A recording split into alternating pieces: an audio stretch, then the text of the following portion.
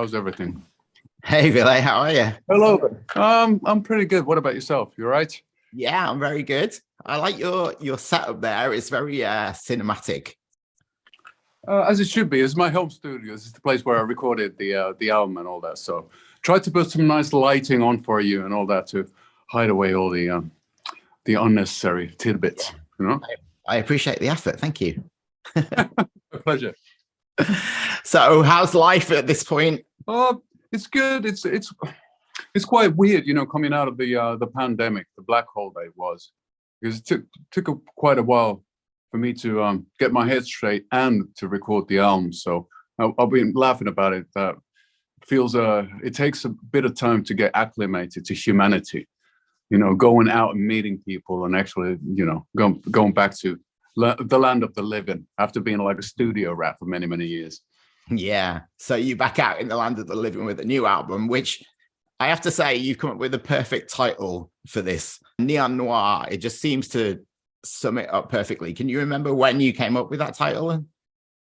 I had the song Neon Noir finished before, and I was wondering about. I was on the verge of calling the album "Flashdance Macabre," because it's from the lyric of the song. But I thought they're too particular that not necessarily people will know Dance Macabre and the whole Flashdance era. So I thought that Neon Noir is the easier way to get introduced to the sort of like I would call it like Blade Runner-ish mishmash of all different styles. You know, that sort of 80s neon lights coming together with a bit more film noir and Scandi noir sort of drama and.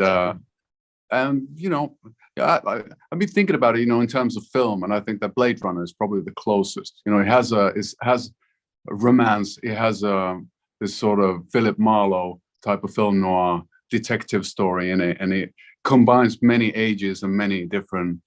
Well, you know, I'm not comparing my album to Blade Runner. That's for sure. But, of a similar sort of vibe. Yeah, I get that completely. Yeah, as a mixture of different styles of music and. Yeah, I thought Neon Noir. I thought it's what I like about the title is the fact that those two words are.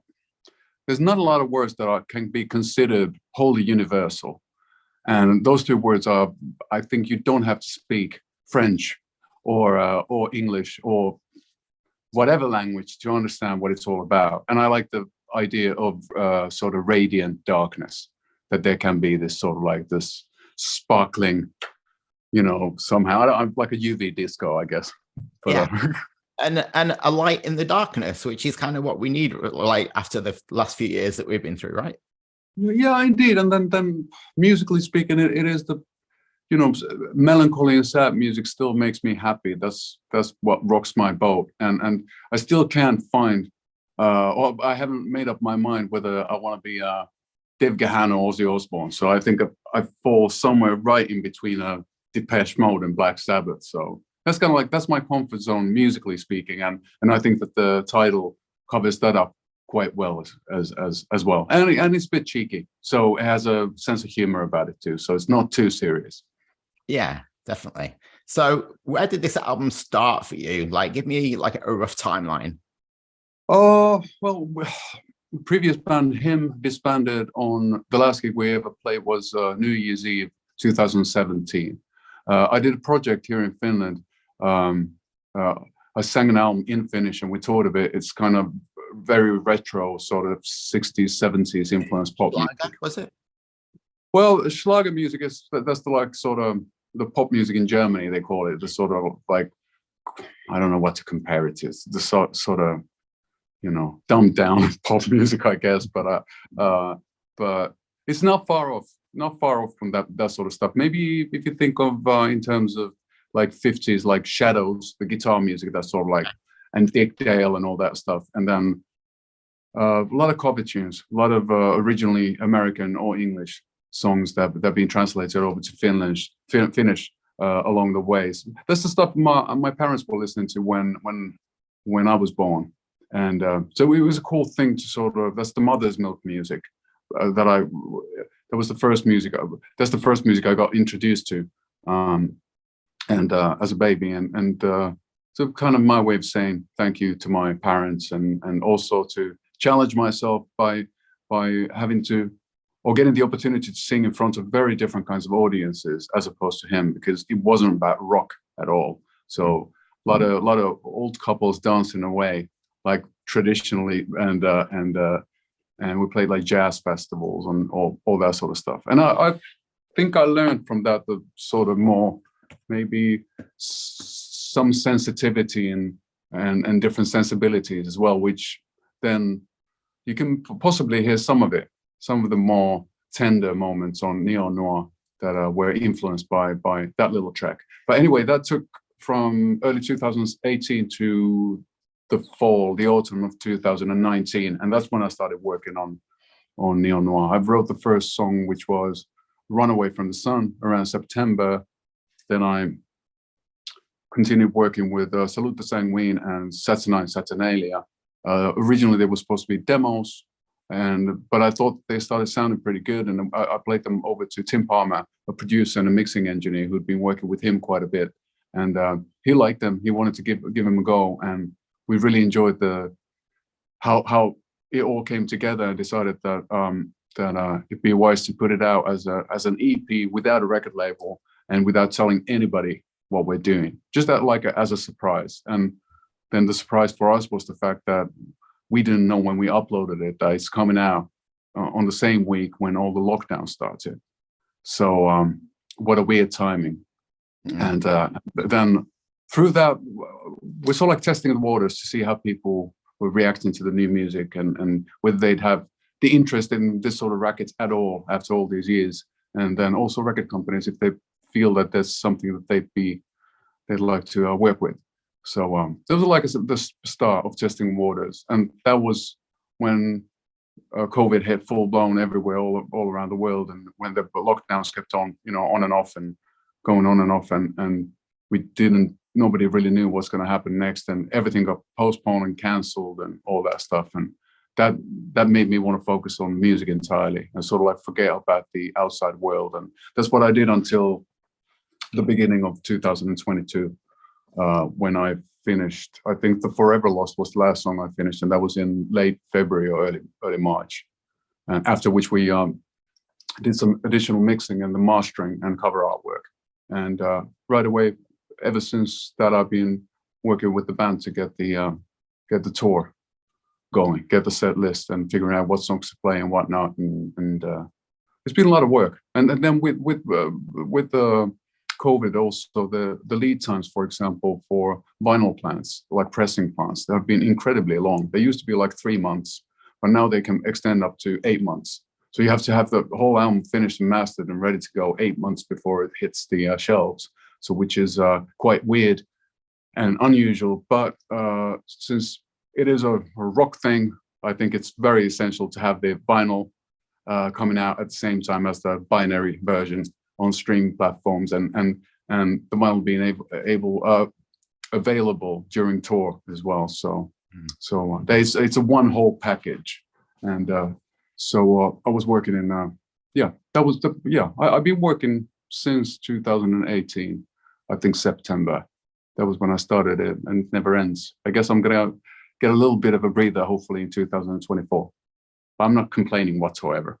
Yeah, we can't complain about having work after having 2 years off, pretty much. So, so one of the things that we can definitely say about h.i.m fans is that they're very passionate, which I'm sure you were very aware of.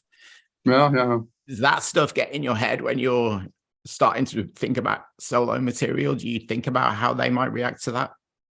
No, none whatsoever. The only way I think to write music is that there's very an instinctual ritual, and that there's no intellect behind it. I don't like to sort of think about what would make sense or how this next song should sound like or whatever. It's just go with the flow and see what comes up. And I think that instinctual work is probably the reason why maybe some people are very passionate about what h.i.m did, and hopefully passionate about what I'm doing. So don't know, but it can get a bit scary at times, but then again, that's one reason again to shut myself from the outside world and concentrate on the essential. Yeah, I want to talk to you about one track in particular, Vertigo Eyes. which closes the album. It's nearly 8 minutes long. Is that the longest song you've ever written? There might be one called Love's Requiem on a B side of the album Love Metal.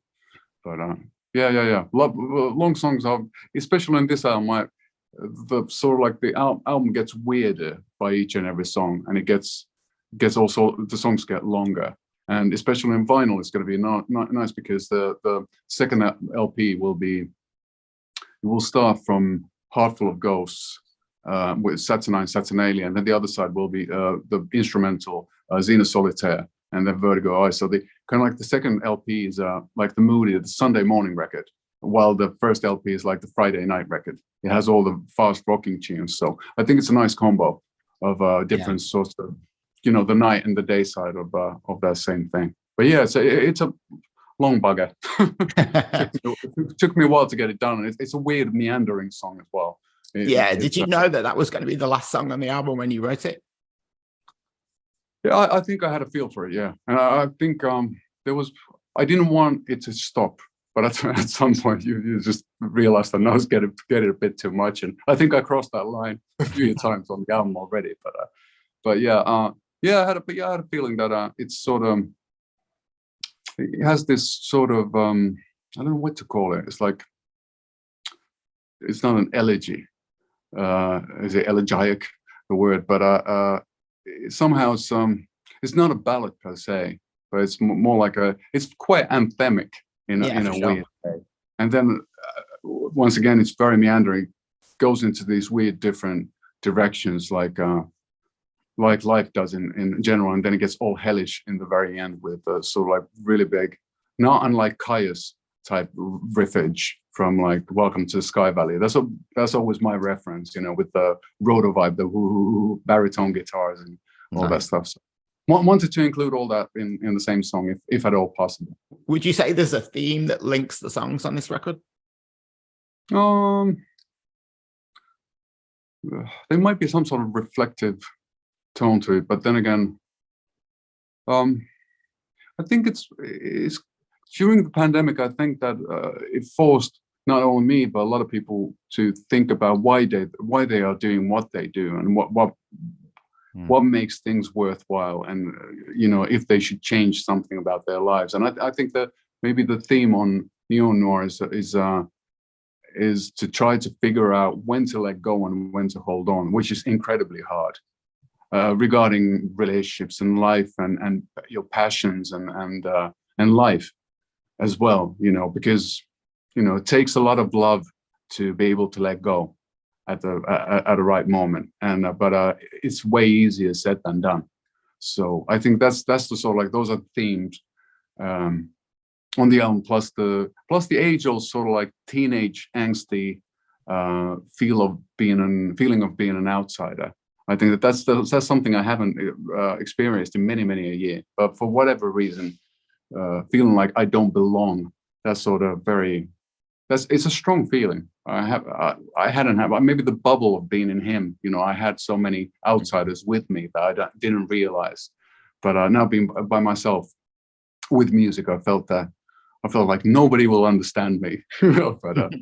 But that's quite usual, I guess, and everybody goes through that. But that's the stuff. And I guess then, lyrically speaking, it's just, I've done this for quite a while, and I started building this world of mine, or the bubble of mine, in the 90s. So I have my own lexicon, or my own vocabulary and way of and perspective from where I'm telling my songs from. So there's a lot of love and a lot of death and a lot of moons on the album, but it's just, that's my verbiage. That's my way of communicating.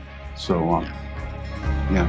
Two heartbeats out of sync with each other and cry.